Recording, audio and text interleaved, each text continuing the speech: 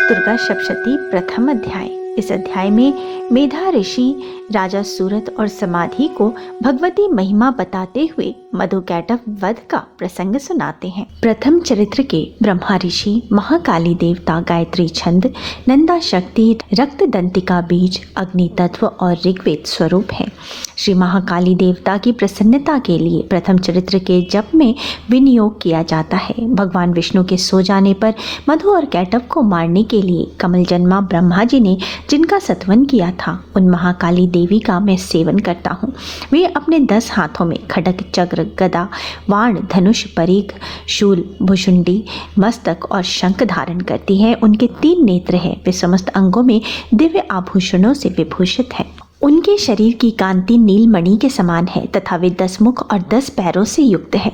मार्कंडी जी बोले, सूर्य के पुत्र सावर्णी जो 8वें मनु कहे जाते हैं, उनकी उत्पत्ति की कथा विस्तार पूर्वक कहता हूँ, सुनो। सूर्य कुमार महाभाग सावर्णी भगवती महामाया के अनुग्रह से जिस प्रकार मनवंतर के स्वामी हुए, वही प्रसंग सुनाता हूँ। पूर्व काल की बात है। स्वरचिस मनवंतर में सूरत नाम के एक राजा थे जो चैत्र वंश में उत्पन्न हुए थे। उनका समस्त भूमंडल पर अधिकार था। वे प्रजा का अपनी ओर से पुत्रों की भांति धर्म पूर्वक पालन करते थे। तो भी उस समय कोला विध्वंसी नाम के क्षत्रिय उनके शत्रु हो गए। राजा सूरत की दंड नीति बड़ी प्रबल थी। उनका शत्रुओं के साथ संग्राम हुआ।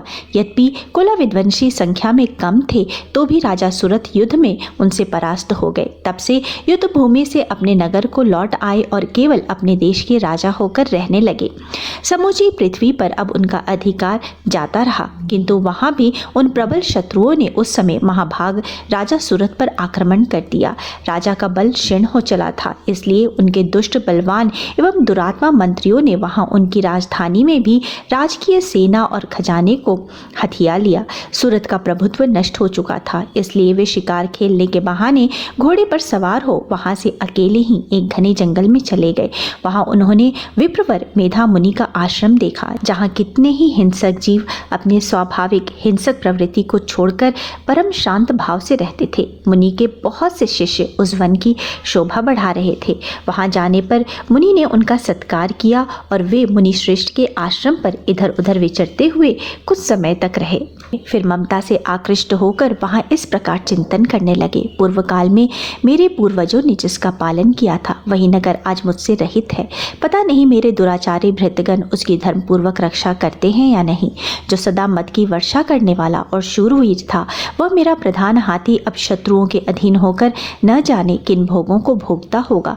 जो लोग मेरी कृपा, धन और भोजन पाने से सदा मेरे पीछे पीछे चलते थे, वे निश्चय ही अब दूसरे राजाओं का अनुसरण करते होंगे। उन अपव्ययी लोगों के द्वारा सदा खर्च करते रहने के कारण अत्यंत कष्ट से जमा किया हुआ मेरा वह खजाना खाली हो जाएगा।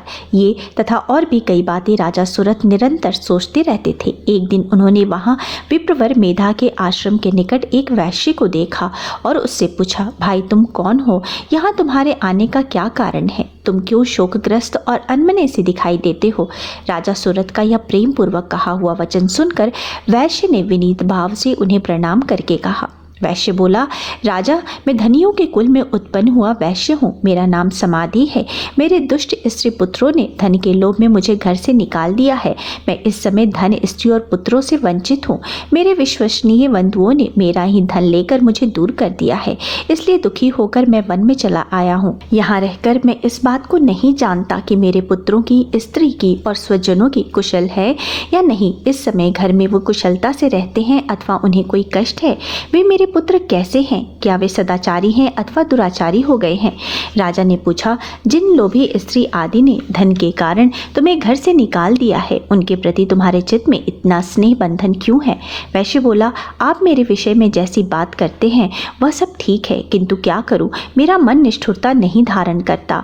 जिन्होंने धन के लोभ में पड़कर पिता के प्रति स्नेह, पति के प्रति प्रेम तथा आत्मजन के प्रति अनुराग को तिलांजलि दे मुझे घर से निकाल दिया है, उन्हीं के प्रति मेरे हृदय में इतना स्नेह, महामते गुणहीन बंधुओं के प्रति भी जो मेरा चित्त इस प्रकार प्रेम मग्न हो रहा है, ये क्या है? इस बात को मैं जानकर भी नहीं जान पाता, जिनके लिए मैं लंबी सांसें ले रहा हूँ और मेरा हृदय अत्यंत दुखित हो रहा है। उन लोगों में प्रेम का सर्वदा अभाव है, तो भी उनके प्रति जो मेरा मन निष्ठुर नहीं हो पाता, इसके लिए मैं क्या करूं? मार्कंडी जी कहते हैं, ब्राह्मण तदंतर राजाओं में श्रेष्ठ सुरत और वह समाधि नामक वैश्य दोनों साथ साथ मेधा मुनि के सेवा में उपस्थित हुए और उनके साथ यथा योग्य न्यायानुकूल विनय पूर्ण वार्ताव करके बैठे। तत्पश्चात वैश्य और राजा ने कुछ वार्तालाप प्रारंभ किया। राजा ने कहा, भगवान, मैं आपसे एक बात पूछना चाहता हूँ, उसे बताइए। मेरा चित्त अपने अधीन न होने के कारण यह बात मेरे मन को बहुत दुख देती है। जो राज्य मेरे हाथ से चला गया है, उसमें और उसके संपूर्ण अंगों में मेरी ममता बनी हुई है। मुनि श्रेष्ठ, यह जानते हुए भी कि अब वह मेरा नहीं है, अज्ञानी की भांति मुझे उसके लिए दुख होता है। यह क्या है? इधर यह वैश्य भी अपने घर से अपमानित होकर आया है। इसके पुत्र, स्त्री और भृत्यों ने इसका त्याग कर दिया है। स्वजनों ने भी इसका परित्याग कर दिया है, तो भी यह उनके प्रति अत्यंत हार्दिक स्नेह रखता है। इस प्रकार यह तथा मैं दोनों ही बहुत दुखी हैं, जिसमें प्रत्यक्ष दोष देखा गया है। इस विषय के लिए भी हमारे मन में ममता जनित आकर्षण पैदा हो रहा है। महाभाग, हम दोनों समझदार हैं, तो भी हम में जो यह मोह उत्पन्न हुआ है, यह क्या है? विवेक शून्य पुरुषों की भांति मुझ में और इसमें यह मूर्ता प्रत्यक्ष दिखाई देती है। ऋषि कहते हैं, महाभाग, विषय मार्ग का ज्ञान सब जीवों को है, इसी प्रकार विषय भी सबके लिए अलग अलग है। कुछ प्राणी दिन में नहीं देखते और दूसरे रात्रि में नहीं देखते, तथा कुछ जीव ऐसे होते हैं जो दिन और रात्रि में भी बराबर देखते हैं। यह ठीक है कि मनुष्य समझदार हैं, किंतु केवल वे ही ऐसे नहीं होते। पशु, पक्षी, मृग आदि सभी प्राणी समझदार होते हैं। मनुष्यों की समझ भी वैसी ही होती है जैसे इन मृग और पक्षियों की है, तथा जैसे मनुष्यों की होती है वैसे ही इन मृग, पक्षी आदि की होती है। यह तथा अन्य बातें भी प्रायः दोनों में समान है। समझ होने पर भी इन पक्षियों को देखो, ये स्वयं भूख से पीड़ित होते हुए भी मोहवश बच्चों के चोंच में कितने चाव से अन्न के दाने डाल रहे हैं। नरश्रेष्ठ, क्या तुम नहीं देखते कि ये मनुष्य समझदार होते हुए भी लोभवश अपने किए हुए उपकार का बदला पाने के लिए पुत्रों की अभिलाषा रखते हैं? यद्यपि उन सब में समझ की कमी नहीं है, तथापि वे संसार की स्थिति बनाए रखने वाली भगवती महामाया के प्रभाव द्वारा ममतामय भंवर से युक्त मोह के गहरे गर्त में गिराए गए हैं। इसलिए इसमें आश्चर्य नहीं करना चाहिए। जगदीश्वर भगवान विष्णु की योग निंद्रा रूपा जो भगवती महामाया है, उन्हीं से यह संसार मोहित हो रहा है। वे भगवती महामाया देवी ज्ञानियों के चित्त को भी बलपूर्वक खींचकर मोह में डाल देती हैं। वे ही इस संपूर्ण चराचर जगत की सृष्टि करती हैं, तथा वे ही प्रसन्न होने पर मनुष्यों को मुक्ति के लिए वरदान देती हैं। वे ही पराविद्या, संसार बंधन और मोक्ष की हेतुभूता सनातनी देवी तथा संपूर्ण ईश्वरों की भी अधीश्वरी है। यद्यपि वो नित्य और अजन्मा है, तथापि जब देवताओं का कार्य सिद्ध करने के लिए प्रकट होती हैं, उस समय लोक में उत्पन्न हुई कही जाती हैं। कल्प के अंत में जब संपूर्ण जगत एकार्णव में निमग्न हो रहा था और सबके प्रभु भगवान विष्णु शेषनाग की शैया बिछाकर योग निद्रा का आश्रय ले सो रहे थे, उस समय उनके कानों के मैल से दो भयंकर असुर उत्पन्न हुए, जो मधु और कैटव के नाम से विख्यात थे। वे दोनों ब्रह्मा जी का वध करने को तैयार हो गए।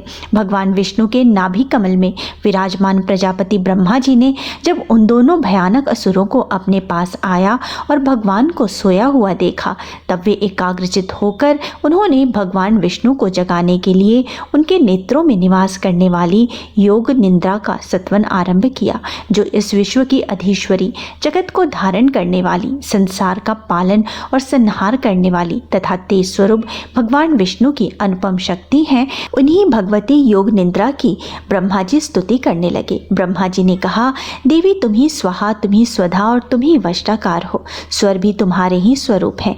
तुम ही जीवन दायिनी सुधा हो। नित्य अक्षर प्रणव में अक्षर, उकार, मकार इन तीनों मात्राओं के रूप में तुम ही स्थित हो, तथा इन तीनों मात्राओं के अतिरिक्त जो बिंदु स्वरूप नित्य अर्धमात्रा है, जिनका विशेष रूप से उच्चारण नहीं किया जा सकता, वो भी तुम ही हो। देवी तुम ही संध्या, सावित्री तथा परम जननी हो। देवी तुम ही इन विश्व ब्रह्मांड को धारण करती हो। तुमसे ही इस जगत की सृष्टि होती है, तुमसे ही इसका पालन होता है और सदा तुम ही कल्प के अंत में सबको अपना ग्रास बना लेती हो।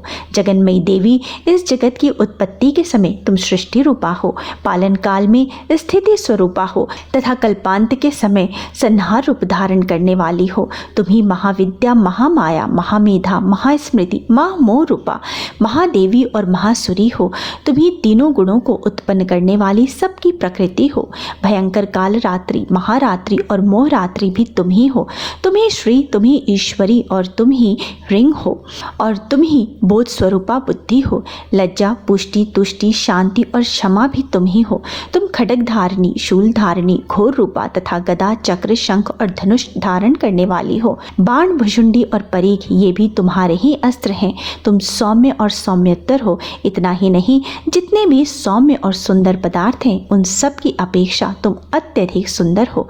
पर और अपर, सबसे परे रहने वाली परमेश्वरी तुम ही हो। सर्वस्वरूपा देवी, कहीं भी सत्य असत्य जो कुछ वस्तुएं हैं और उन सब की जो शक्ति है वो भी तुम ही हो। ऐसी अवस्था में तुम्हारी स्तुति और क्या हो सकती है। जो इस जगत की सृष्टि, पालन और संहार करते हैं, उन भगवान को भी जब तुमने अपने निंद्रा के अधीन कर लिया है, तब तुम्हारी स्तुति करने में यहाँ कौन समर्थ हो सकता है। मुझको, भगवान शंकर को तथा भगवान विष्णु को तुम्ही ने शरीर धारण कराया है, अतः तुम्हारी स्तुति करने की शक्ति किसमें है। देवी, तुम तो अपने इस उदार प्रभावों से ही प्रशंसित हो। ये जो दोनों दुर्दश असुर मधु और कैटभ हैं, उनको मोह में डाल दो और जगदीश्वर भगवान विष्णु को शीघ्र ही जगा दो। साथ ही उनके भीतर इन दोनों महान असुरों को मार डालने की बुद्धि उत्पन्न कर दो। ऋषि कहते हैं, राजन, जब ब्रह्मा जी ने वहाँ मधु और कैटभ को मारने के उद्देश्य से भगवान विष्णु को जगाने के लिए तमोगुण की अधिष्ठात्री देवी योग निंद्रा की इस प्रकार स्तुति की, तब वे भगवान के नेत्र, मुख, नासिका, बाहु, हृदय और वक्षस्थल से निकलकर अव्यक्त जन्मा ब्रह्मा जी की दृष्टि के समक्ष खड़ी हो गई। योग निंद्रा से मुक्त होने पर जगत के स्वामी भगवान जगन्नाथ उस एकार्णव के जल में शेषनाग के शैया से जाग उठे। फिर उन्होंने उन दोनों असुरों को देखा जो दुरात्मा मधु और कैटभ अत्यंत बलवान और पराक्रमी थे और क्रोध में लाल आंखें किए ब्रह्मा जी को खा जाने के लिए उद्योग कर रहे थे। तब भगवान श्री हरि ने उठकर उन दोनों के साथ 5000 वर्षों तक केवल बाहु युद्ध किया। वे दोनों भी अत्यंत बल के कारण उन्मत्त हो रहे थे। उधर महामाया ने भी उन्हें मोह में डाल रखा था, इसलिए वे भगवान विष्णु से कहने लगे, हम तुम्हारी वीरता से संतुष्ट हैं, तुम हम लोगों से कोई वरदान मांगो।